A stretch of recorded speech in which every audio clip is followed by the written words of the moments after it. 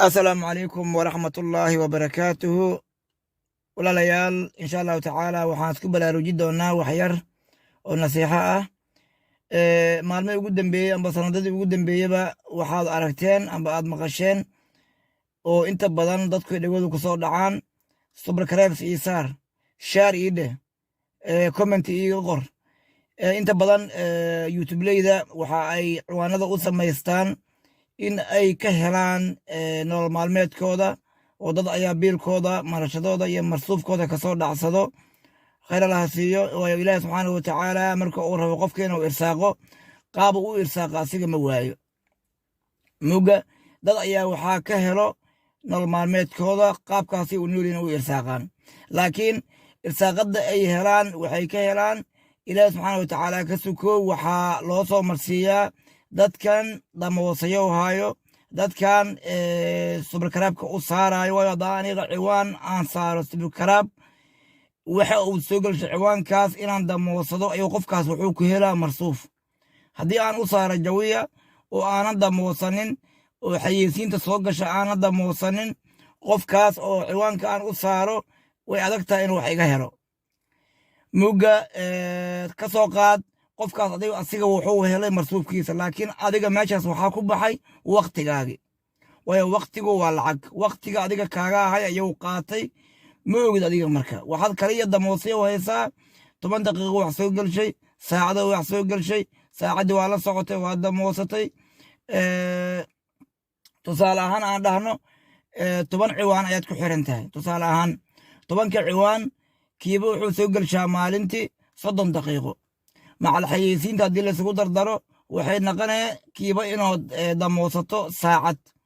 okay 10 ciwaan oo kiiba saacad ah haddii aad la socoto maalintii waxaad bixisay 24 saac waxaa kaa baxday 10 saacadood oo waqtigaaga ka mid ah ayaad waxaa siisay dad okay 10kaas saacadood waxaa siisay dad 10 saacna waa jiiftay nolosha aakhiradaadi maxaa u reebtay mugdi ilaa 10 saac waa jiiftay ama 8 saac baan dhahno 10 saacna waxaa siisay dad 4 saacood soo hirtana waxaad ku bixisay musqul haddii ahaa lahayd daal ku yahay xaajo ku gaar ah muga aakhiradaada caaw oo adduunyadaada caaw soo shaqo lagama rabo soo iskool lagama rabo noloshaadi dhammeedan waxaad ku bixisay inaad hurdo inaad dad ku bixiso muga walaalayaal taas aysan u dhicin oo haddii aakhira la tago waqtiga waa la isweydiiyaa waqtigan daqiiqad kastoo kaa baxdo waxa ay ka baxday cumrigaagi muga maxay kuu gashay ma khayray kuu naqatay ma waxay kuu naqatay haddii alla kuu roon yahay naar iyo jahannamo ayay kuu gashay aakhire waa lagu weydiiyaa haddii aan u kala qaadnay 3 qaybood dadka youtube-leyda ah waxa soo galsho waa 3 qaybood waa qayb soo geliso wax adduun iyo aakhiro manfac kuule adduun iyo aakhiro wax manfac kuule ayay soo galshaan haddii ahaleed maadi haddii ahaleed diini haddii ahaleed tala guud wax adiga aakhiro iyo adduun manfac kuule ayay soo galshaan qayb waa qaybtaas qaybta labaad soo hirtay waxay soo galshaan wax aan aakhiro iyo adduun manfacba kuulahaynba oo waqti dhumis ah oo aakhiro iyo adduun aan manfac kuulahayn sida hadda waxaana la sheegayo la leeyahay kadiiska miyaa la masaka naxiska waxyaalaha qofka laga nixinayo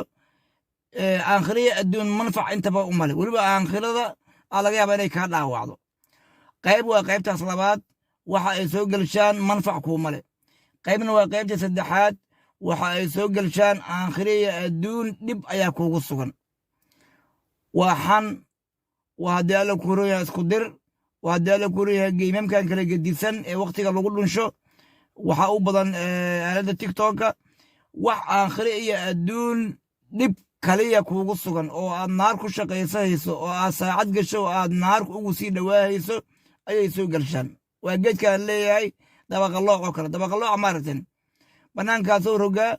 qof allah qofka soo martaba jag ayuu siihaa xabadna kama heli muga 3daas qaybood haddii aan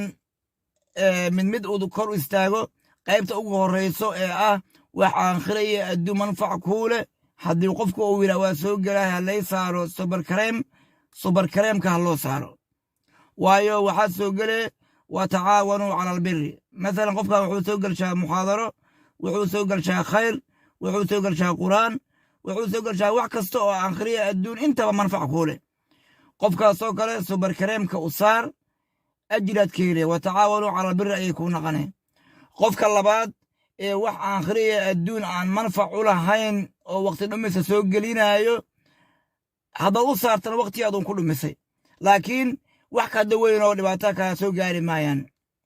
laakiin waqtigaaga ku dhumisay waqtigaaga qaasha ahay oo qaaliga ahay ayaa ku dhumisay inaad ka leexato ayaa kugu habboon si waqtigaaga uu meel kale kaaga soo baxo qaybta saddexaad ee ah wax akhriya adduun dhibaato kuugu sugan waayo qofaa laxamaha qofka haddii laxamaha inaad dhegaysato la qaadqaado ilaahi subxaanahu watacaala wuxuu yidhi fii xadiisin khayrihi inakum ida mitlum in allaha jaamicu almunaafiqiin waalkaafiriin fii jahannama jamiica haddii aad qof xumaan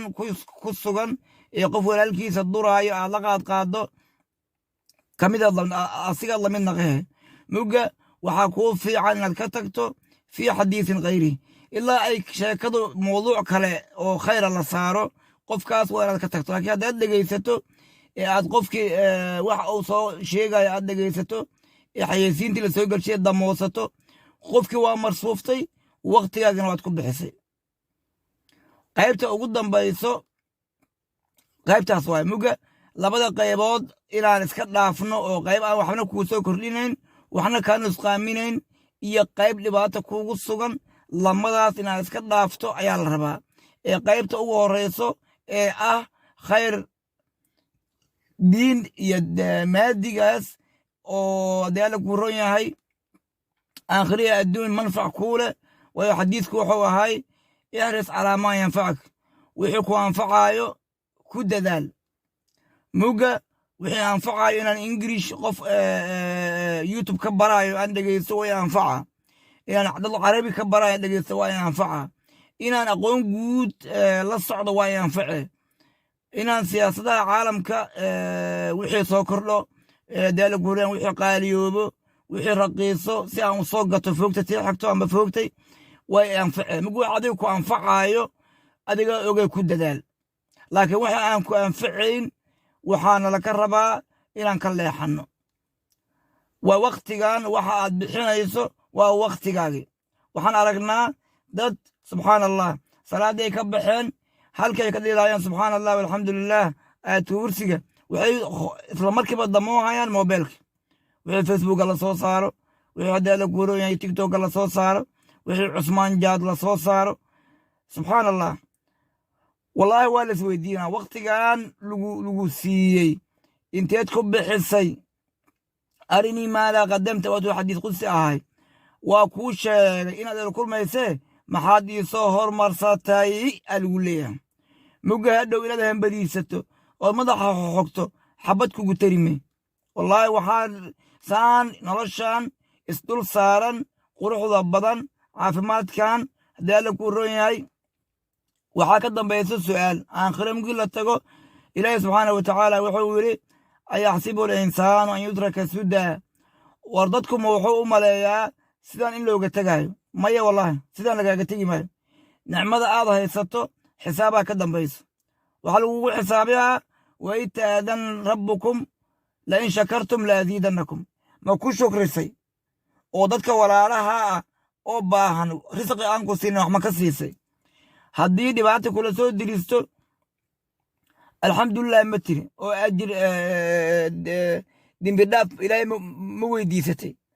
waayo waxaana loo sheegay nabigu wuxuu yidhi sala allahu alayh wasalama qodax qof ma muddo ilaa hadday muddo dembi dhaaf ou ku shukriyo yacni ou alxamdulilah ilaah uu ku sabro dembi dhaaf ayaa lagu siinaa xasanaadna waa loogu kordhiyaa waxa kaliya aan rabno waa intaas waxa kaliya aan adduunkan aan u joogno waa in dembiga nala ka dhaafo xasanaadna nala siiyo wamaa khalaqtu ljinna walinsa illa liyacbuduun inaan ilaahay caabudno jawi ayaa adduunkan u joognaa wax kale ee adduunkan aan u joogno oo nala ka rabo ma jirto muga qof kastoo wax walba aad samaynayso cibaadada ilaahay ha ku dabaqnaato